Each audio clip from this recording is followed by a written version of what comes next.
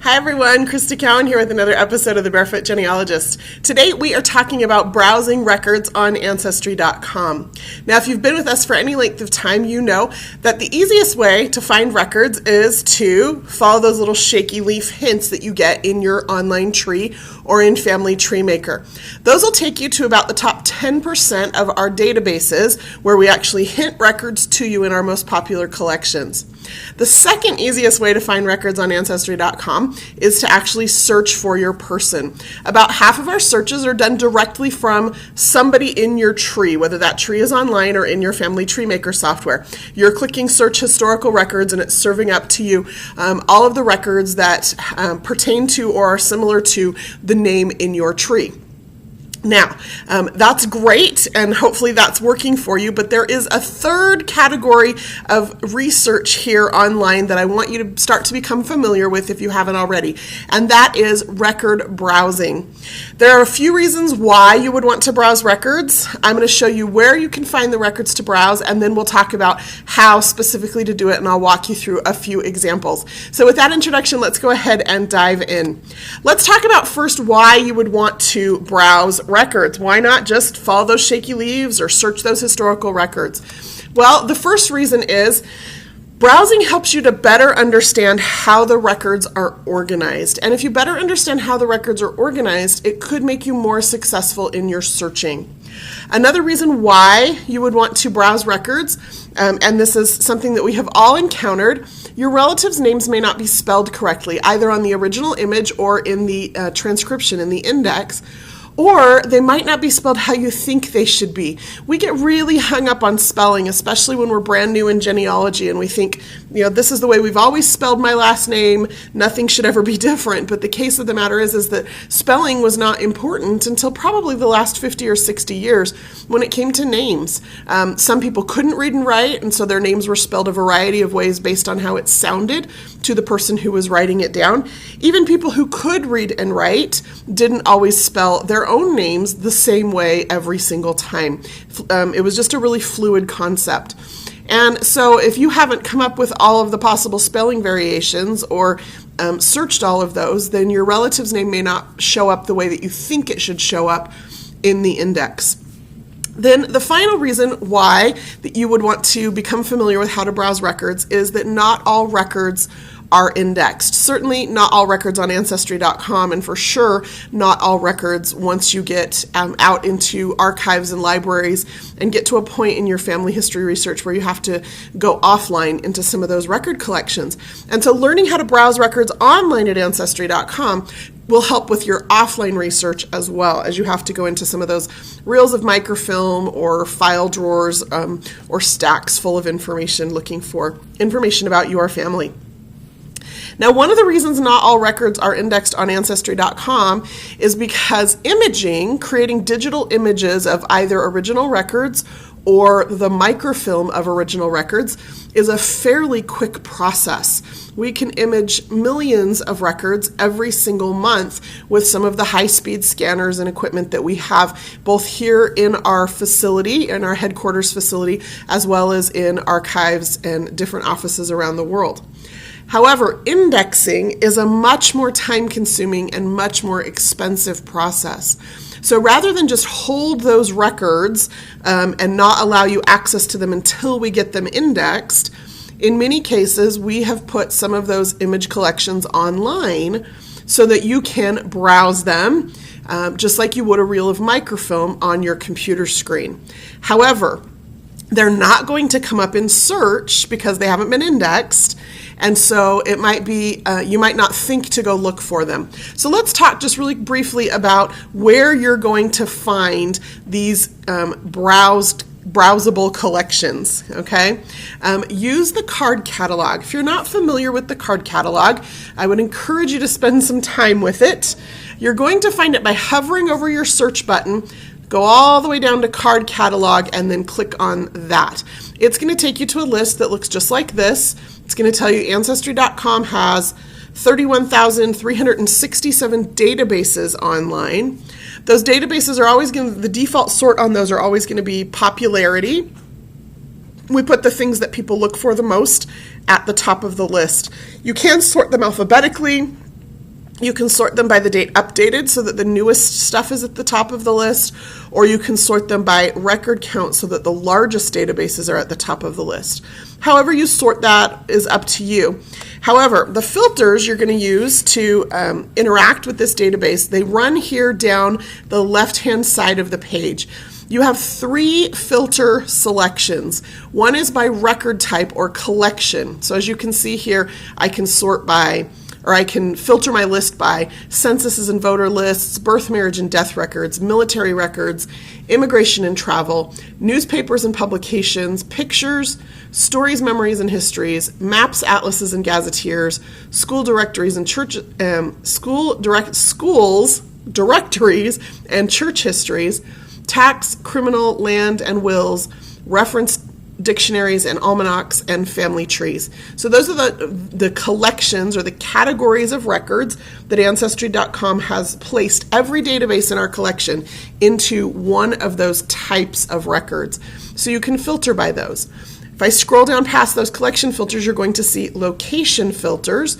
So I can filter by a region of the world or a country. So for example, I could click on Europe, and then I could say I only want to see records for Germany, and that would filter that list of 31,000 databases down to a list of about 1,700.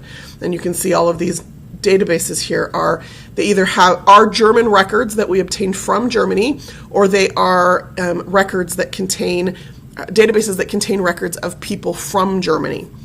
Then the third choice you have here in your filters is by time period. So I can see here, I can filter by century by clicking on one of these top headers here, or I can filter by decade by clicking on any one of these in the grid here. So that just gives you an idea of how to use the card catalog to see what's available. Now, once you discover what's available by using those record type, location, or time period filters, or any combination of them, then when you go to a specific database, what you're looking for is a little box on the right-hand side that says browse this collection. So for example, if I'm here in the Hamburg passenger lists, I'm going to be looking for this box over here that says browse this collection right here on the right-hand side. Any database that has that has images. So you'll know not all databases on Ancestry.com have images. Sometimes just the index is available, meaning that the government archive, repository, library that provided Ancestry.com with that information only would provide us with an index. They didn't want to, for whatever reason, provide us with the original images. But if there are images available, you're going to see a browse this collection box over here on the right-hand side. It's not always going to be at the top.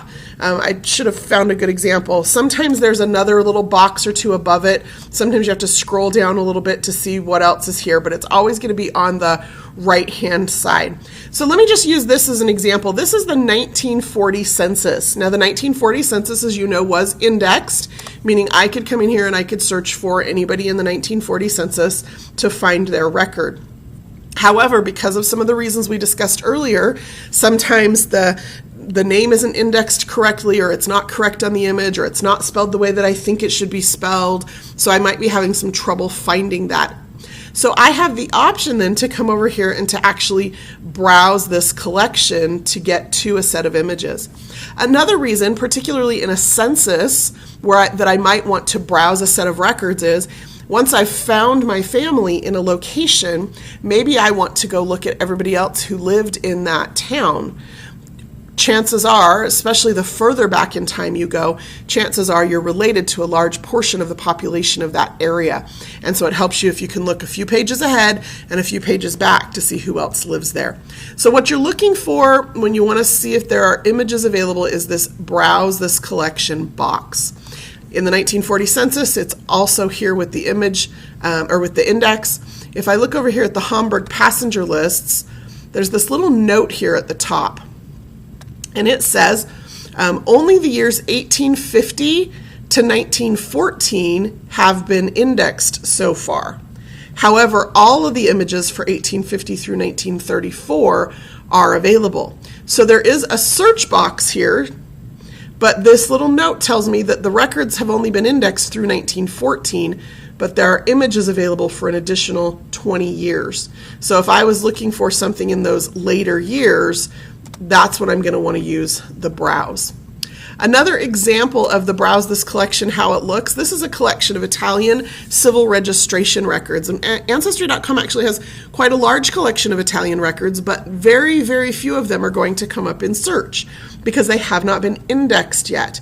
If you can see here, this search box, there's no place to put a name. And that's because these records have not been indexed by name.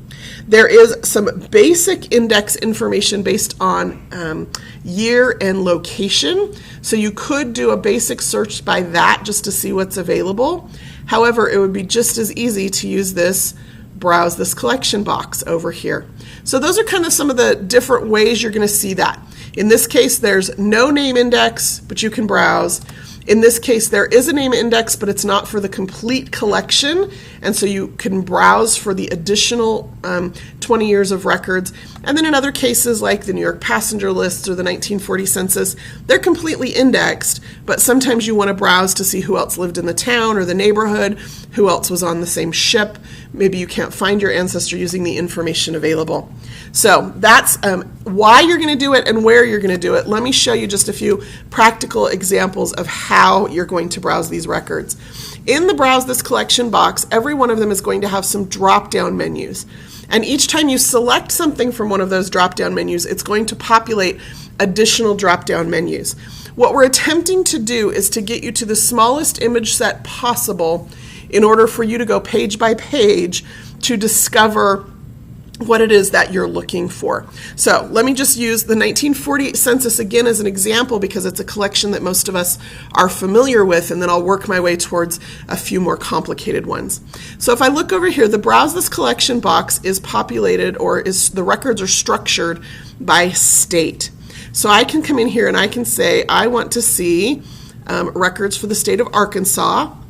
I can then choose a county. I'm interested in Carroll County. And then you'll see here now I've got a selection of populated places. In this case, I'm interested in Green Forest. And then it will list the enumeration districts in that populated place. Now, in the case of Green Forest, I'm super lucky. There's only one enumeration district. Sometimes you'll discover, and I don't know if this is a good example, but sometimes you'll discover multiple enumeration districts for a single location. Like here for Eureka Springs, there is an A and a B. And there's a little description about what neighborhood or what part of the location that it covers. If you're doing research in a major city, New York, Chicago, Los Angeles, you're going to have hundreds of enumeration districts for that city. And so knowing an address then becomes really important. If you know the address, then you can pinpoint what the cross streets are and determine where that enumeration district is for that specific location. But if you're dealing with smaller areas, of course, it's going to be really simple. It's just going to be a single enumeration district. So I'm going to go ahead and click on that, and what you're going to see here is that it's going to take me to a set of images.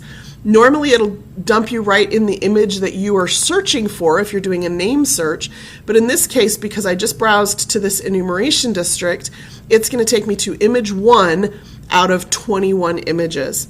And then using these little arrows here, I can just go one image at a time looking for the people that I'm looking for. Now, I can use all of the same image manipulation tools here that are available to me. I can enlarge it. In this case, I have the enhanced image viewer, so I can hover over it and see what's been indexed. If I can't read it really clearly, I can do it that way. I can use my mouse and drag the image up and down and left and right. So all of those same image tools are available to you when you're browsing. You just need to be aware of these little arrows up here so that you can go forward or back to look your way or browse your way through the images, just like you would a reel of microfilm. If you were ready to switch to a different enumeration district or a different town, you actually don't have to return to browsing if you don't want. There's this little, what we call breadcrumb trail up here about what you were searching for. So I could click on Green Forest if I didn't find my family there, and I could jump to a different enumeration district or a different town And here I've got only 14 images to go through, and I could go through those one at a time then as well. So that's how that works with the 1940 census. And like I said, I used that as an example because it's a database that most of you are going to be familiar with. Now, as we start moving into some of these other less familiar databases, the browse feature works essentially the same way. So let's use New York passenger lists as an example. New York passenger lists are notoriously difficult, first of all, because they cover such a huge time period, 1820 to 1957. So it's got all of the entries into the Port of New York, when it was just the Port of New York, when it was Castle Garden, when it was Ellis Island. As you get into the 1950s, some of those passenger lists are actually airplane passenger lists, not just ship manifests. And so it covers this really large period of time. It also, some of those passenger lists, if you've had the opportunity to look at them, the handwriting is terrible and the microfilm was faint, and so it's difficult to read them, and so there are errors. There are going to be some names that were illegible, and so for you, who knows the name, you who are more familiar with some of the information about your ancestor, browsing is going to be one of the better ways to get to your specific set of records. As a matter of fact, when we're talking about passenger lists in particular, I actually encourage people to always go looking for the naturalization paperwork long before you try to dig into the passenger lists. Your ancestors' names are far more common than you may think they are, and how do you know which one is yours when you find 5 men with the same name at about the same age immigrating at about the same time? So the best way to do that is to find their naturalization paperwork. District court naturalizations are available here on Ancestry.com. County court naturalizations, you're going to have to contact the county courthouse where they lived to get access to those. That naturalization paperwork, which includes a declaration of intent and a petition to naturalize, more often than not includes the date that they arrived in the United States and the ship name that they came over on and the port that they entered. So if you have a family member that, for example, came into the Port of New York, you can come here, and if you can't find them by searching, you can browse to the specific date. So I could say I want to browse by date. The other option here is roll, which means roll of microfilm. If you were familiar with the old National Archives microfilm rolls, and that's how you'd located a record previously, we give you that option. But in this case of this example, I'm going to browse by date. And let's say I know, for example, that my ancestor came over in 1902, and they showed up here in the U.S. in August, and it was August 2nd. So what that's going to do is it's going to take me to a set of 28 images of passenger lists for ships that arrived into the Port of New York on August 2nd, 1902. And I can see, excuse me, I can see right here at the top the name of the ship. So I don't even have to go looking at every name on the image. I can just scroll through looking for the name of the ship until I come across the name of the ship that my ancestor arrived on. Now, you can go image by image like I'm doing here, but if you have a little bit of a slower internet connection and don't want to wait for every single image to load, you can jump ahead just by typing a number in here. So I can say I want to jump to image 10, and oh, we're still in the Philadelphia, and so then I'm going to jump to image 15. And we're still on the Philadelphia, so I'm going to jump to image 20. Do you see what I'm doing? I'm just typing a number in here. Now we're on a different ship. And so I might want to go back an image or two till I get to, because maybe the Etruria is the ship my ancestors came on. I'm going to go back a few images. Here's the last page of images for the Philadelphia. And image 18 then is the first page of images for the Etruria, which is the ship that maybe I'm interested in. And now I can go image by image, looking at the names to determine if my ancestor came over on that ship. So that's how I use things like the New York passenger lists and use that browse feature for that. Now, the Hamburg passenger lists are going to be a little bit different. Like I said, they're partially indexed. So the database is indexed from 1850 to 1914, so you're probably going to want to start by searching if your ancestor came in that time period. If your ancestor came between 1915 and 1934, it's not going to be indexed. And so there actually is a handwritten set of indexes available for that time period that will help make this search a little bit more doable. You can just do exactly like we just did with the New York passenger lists. Select the year, select the month, jump directly to that set of ships, or to the set of ships that came on that day. But you'll see here in this case, in the month of August, there are 404 pages or images of passenger lists for ships leaving the port of Hamburg in that month. So if you want to narrow it down a little bit, there is a set of handwritten indexes, and there is a link to it here in the header of that database description. You'll notice here there is no search box at all. These are handwritten indexes that were created through a government work program in Germany. And so what they did is they would sit people down with a sheet of paper and they'd say, okay, your letter is A. And then that person would start going through passenger lists one image at a time. And when they'd find somebody with an A last name, they would write down their last name. And then they would write down the volume and the page number in the passenger lists where their record could be found. So this browse structure is a little bit different. I can come in here and I can say, my ancestor left Hamburg between 1925 and 1934, and specifically they left in 1931, and their last name starts with one of the letters A through K. And then I select the letter of their surname, maybe it's a G, and it will take me in the indexes to all of the G's for people who immigrated in 1931, or left Germany in 1931. And so then I just go page by page until I find my person, and then it will list a page number. So then I could come back to the Hamburg passenger lists database, and I could say, I'm looking for somebody who came in January 1931, and they're going to be on image or page number 47, and then I could jump directly to that. So those Hamburg passenger lists, if you haven't played around with them, they are certainly worth exploring. A lot of times if you can't find your family coming into the United States, if they happen to have left from Hamburg, or the UK, or Bremen, or any of those ports where they kept outbound passenger lists, you might be able to find them leaving the country they left from. Now, they don't have to have been German to have left from Hamburg either, just a little tip. A lot of people from all over Europe came to Hamburg as a jumping off point for immigration into the United States. Okay, the final example that I want to show you is these Italian records. And like I said, Ancestry.com has a lot of Italian records. Most of them are not indexed. These are the civil registration records, which means births, marriages, and deaths. We digitized these through local town halls in Italy from original records. And so they're just these gorgeous, gorgeous, useful records if you have Italian immigrants in your family. First, in the card catalog, you have to find the database that has the location you're interested in. And then you come over here to the browse, and you'll find that there are sometimes records for other locations. So in this case, I'm going to look at Como. And then I'm going to look at Mirabello. That's the name of the location. And then it's going to allow me to choose a record type.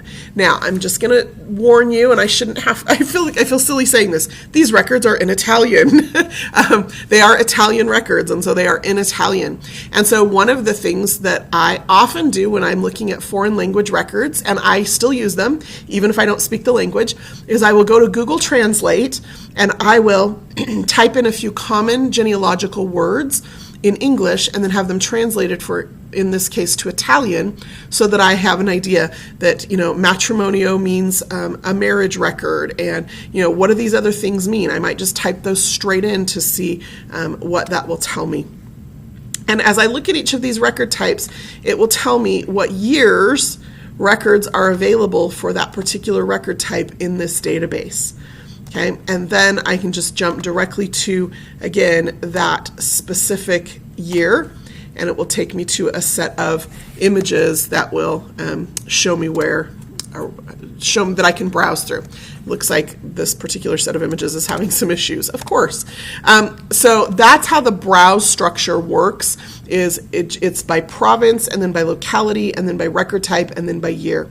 Every collection is a little bit different, because typically our browse is going to be set up based on how we received the images from the archive, whether it was by microfilm, whether we were allowed to organize them and then digitize the originals. It just depends on how those records were received by us and how we agreed with the archive to organize that collection of records. So play around with that browse box. Even when you have found your ancestor through an index, sometimes it's useful just to take a look at the browse, go a few images ahead, a few images behind to see what else you might discover. One final tip, another place where this is useful is with military records. Oftentimes military records are multiple pages, not just the page you get dropped on when you find them in an index. So use those arrows to go forward a few images and backward a few images. Check that browse structure to see if there's anywhere else in that collection that your ancestor might show up. Sometimes your ancestor will show up multiple times in a single collection depending on the kind of record that you're looking at. And so just because you found them once, don't stop there. Recognize that, like, for example, in military muster rolls or city directories, you might find them multiple times. I hope I've left you enough time to go and play with those browse boxes and see what you can discover for yourself. I hope this has been useful. If you have any questions, I will be available on chat immediately following the live broadcast of this presentation. And if you are watching an archive version of this on YouTube, please feel free to leave a comment and I will try to monitor those and respond as necessary. Until next time, this is Crista Cowan. Have fun climbing your family tree.